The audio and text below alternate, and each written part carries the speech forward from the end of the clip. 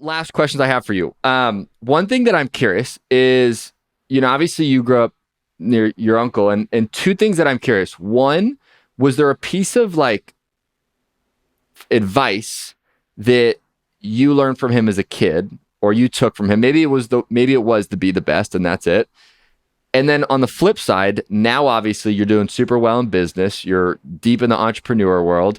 I would have to imagine that there's conversations you now have with him that are very different than conversations a decade ago.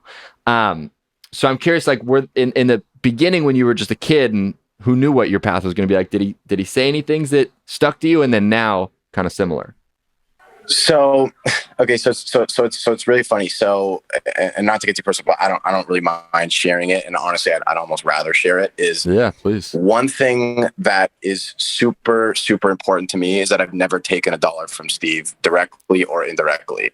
And like, that is super important to me because since I was a young kid, being the best deep down, like, just being honest, like being the best meant being the best to win. And the bar is set pretty fucking high, but Super high. I want to be the best win. And, Let's go.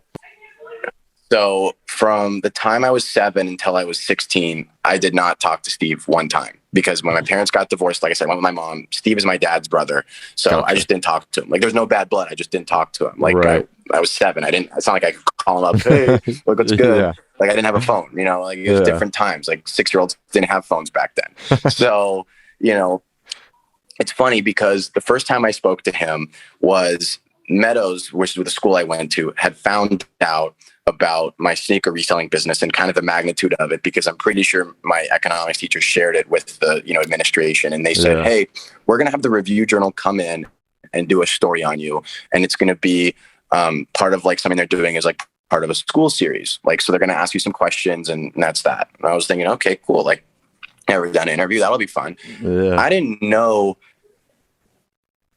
when reporters ask questions, like they're going to print what you answer. So he asked me questions like, so how much do you make? I just told him. And he's like, so like, what have you done with the money? And I was like, oh, I just bought a Mercedes for myself when I turned 16. And I just did this and I just did this.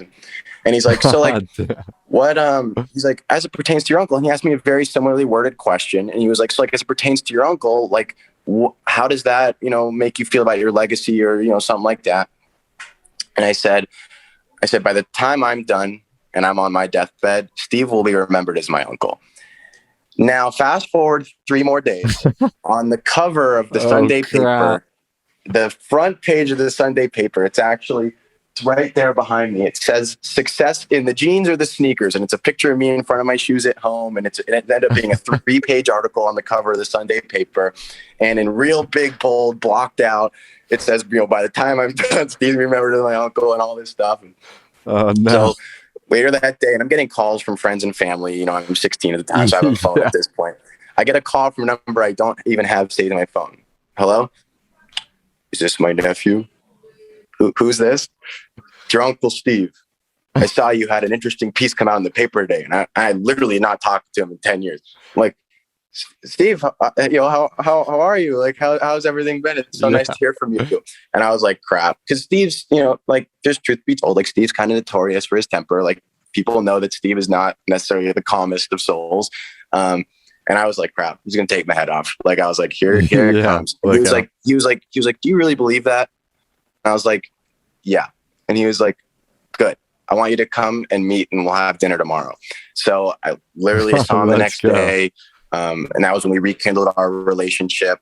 He actually did appreciate me saying that because, from his perspective, and I can only assume this, but from his perspective, I'm the last one with the name, and the name is what he spent his whole career building. And that's what he put on it because, he's got one sibling who's my father, who's 70 years old. And I'm one of 3. I have 2 half siblings, and they're both in their, late 30s. So they kind of have done what they've done and they do, they're fine and everything, but they're not doing what Steve has done. Right. And, he has 2 daughters who both got married and changed their last names. And so I'm the last Wynn. And so I think, he wants to point me in the right direction with things and totally. Just kind of, I think more than anything, I've had the luxury of being able to observe, which has been awesome.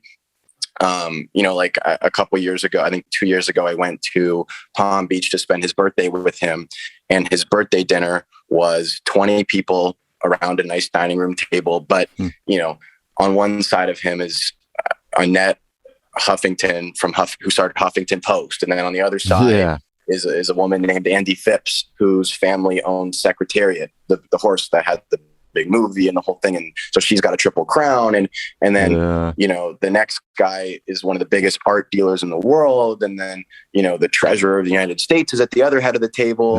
You know, like it's just like getting those experiences and listening to them tell stories and how they interact with one another. It's taught me a lot about, you know, building friendships with the people who you may do work with or you may not.